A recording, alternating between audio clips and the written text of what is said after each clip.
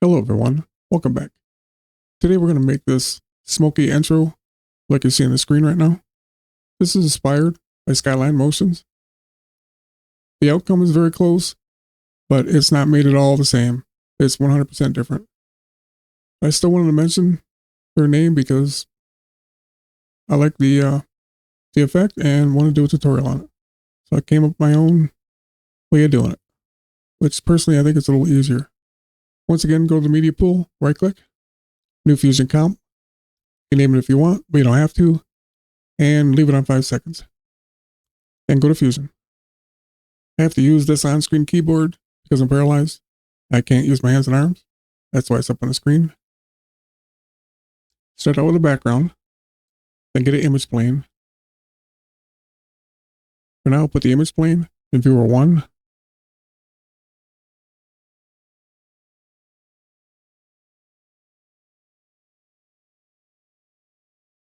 And select the background. Change the type to 4 corner. I'm going to take the top right corner, make that blue. You can make whatever color you'd like though. And the bottom left, green. Then get a fast noise. Another image plane. Put the image plane in viewer 1 and the fast noise in viewer 2. And select the fast noise. Take the detail all the way up. The contrast, 0.3.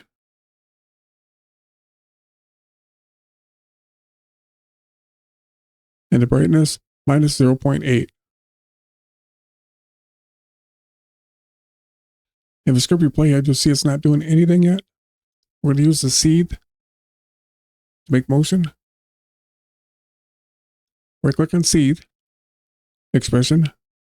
We're going to use the time expression for this. And you want to put all lowercase in. Time multiplied by 0.005. And if you give it a play, you see in both viewers, you have slight movement. Merge the image planes together. Select the merge. Get a render. And select the merge again. Get another merge. Camera. And light.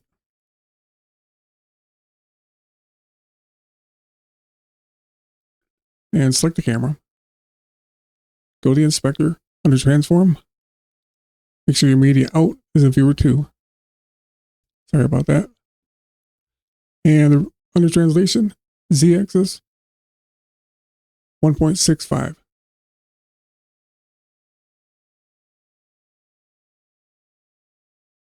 And if you give it a play, you should see the motion from the smoke. And select the merge 3D 1, add to the merge, 3D text, and put the text you're liking in.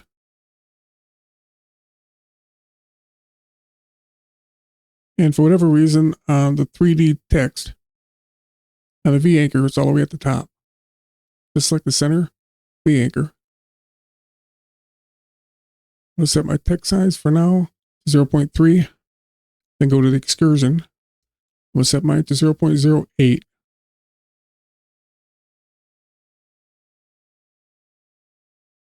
Let's go to custom. Highlight the top left one. Hit F on the keyboard for flatten. Stretch the handle out. Highlight the bottom one and stand it straight up. We don't need a bevel on the back because you're not going to be able to see it. Just take that all the way out to the far corner.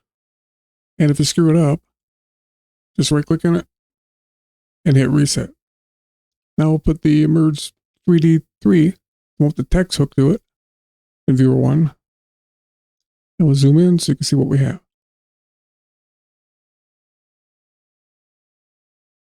Little light switch up here sometimes help so you can see it.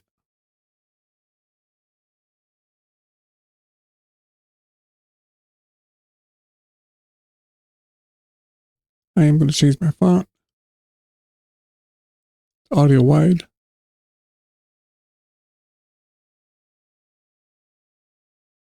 And this one I'll set to 0.2. Whatever font you use, set it to your liking. Get another background. We're going to plug that into the 3D text. You'll see it will not connect. Select the text, go to shading, and select image. And when we select that, you'll see another input, a white one, appear on the text node. And now we can connect to that one. Go back to the background, change the type to gradient. You'll see right now the mapping is per character. We want to change that to word. Go back to the text, under shading, mapping level, change it to word. Now we'll go back to the background.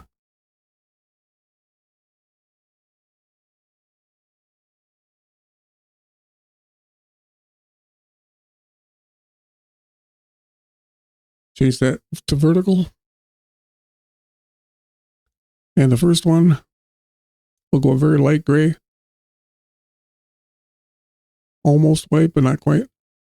Or to your liking. And click right about here. Want that to be 0.3. We're close. And we'll make that one a dark gray. And click again right about here. That one we want 0.7. And again, go with the dark gray. And the last one, the light gray. Almost white.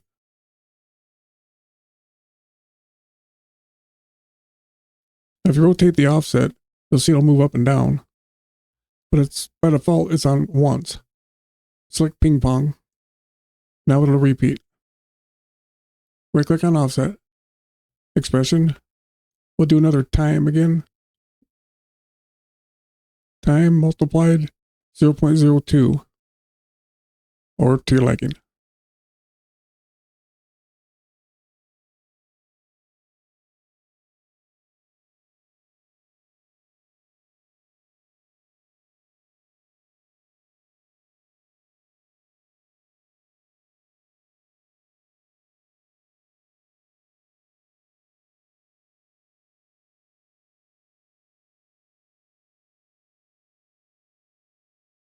Now select the add a merge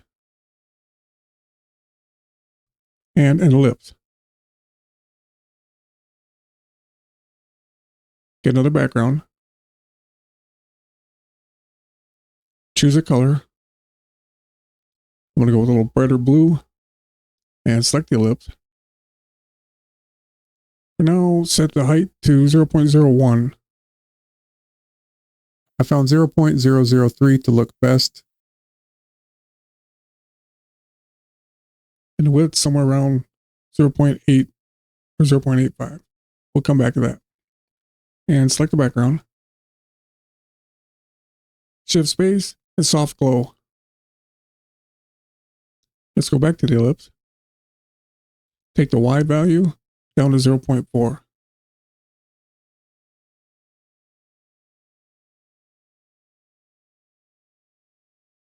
And take the height to 0.005.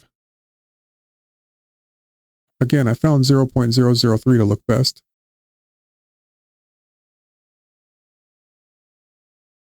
Make it a little thinner. All right, now we'll animate this. Select the text node. I'm on a 30 FPS. You may have to adjust accordingly.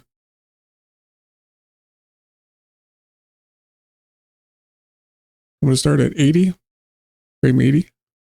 Go to the text tab. And set a keyframe on tracking. Take it back to frame 0. Take the tracking all the way up. And we'll give it a play.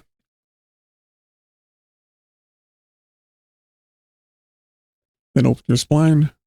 If this is in your way, there's a little button that says shrink. Zoom to fit. Select all. F on the keyboard. Then hit T as in Tom. This little ease in, ease out window will appear. We're going to ease in and out. We can lock it there and then adjust it. If we double click on the ease in, it'll go right to 50. but we're going to take it up to 65. Close your spline. We'll give it a play, see how it looks.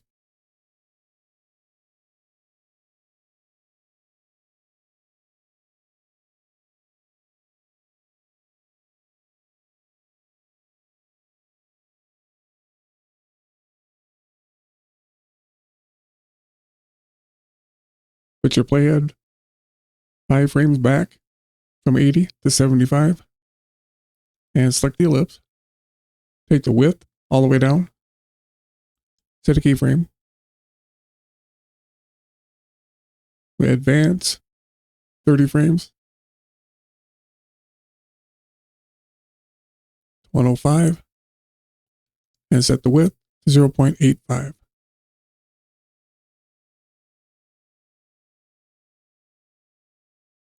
And we'll give it a play.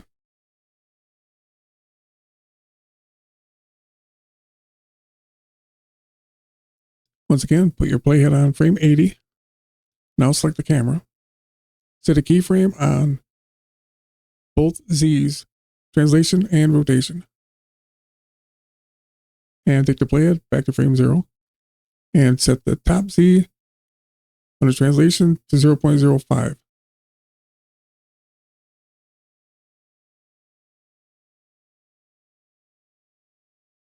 And the bottom one under rotation to 15.0.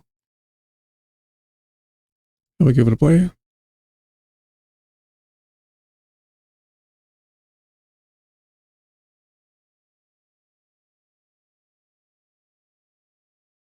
And with the camera selected, open your spline. Zoom to fit. Select all. F on the keyboard. And back to the ease in, ease out. And set that on 65 again. Now select the ellipse. Go back in the spline. Zoom to fit. Select all.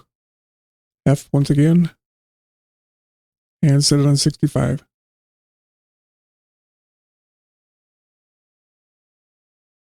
And again, we'll give it a play.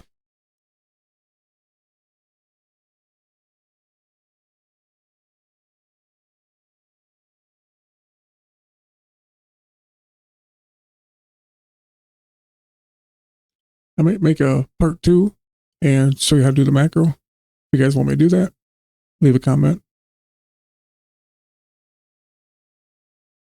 Go back to Fusion. Select the render, change it from software to hardware. Enable lighting and shadows. When you play it toward the end, you'll only see the line right now. And select the light. You'll see it's behind everything. Go to transform, select use target, rotate the Z, and you'll see it starting to appear in viewer 2. Set that to 6.0. On the Y value to 3.0. And to get rid of this shine, select the bottom image plane, go to materials, specular, and turn the intensity all the way down.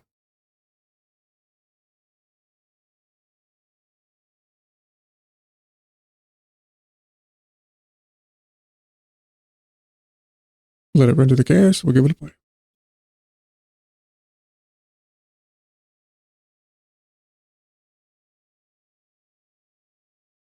If you look close, you'll see these jagged edges where the shadows are. I'll show you how to fix that if you have this issue. Go back to Fusion, select the light, go to Controls, Shadows, and turn the map size all the way up. And that should correct the issue. Doesn't always happen, but if it does, that's how you can smooth it out.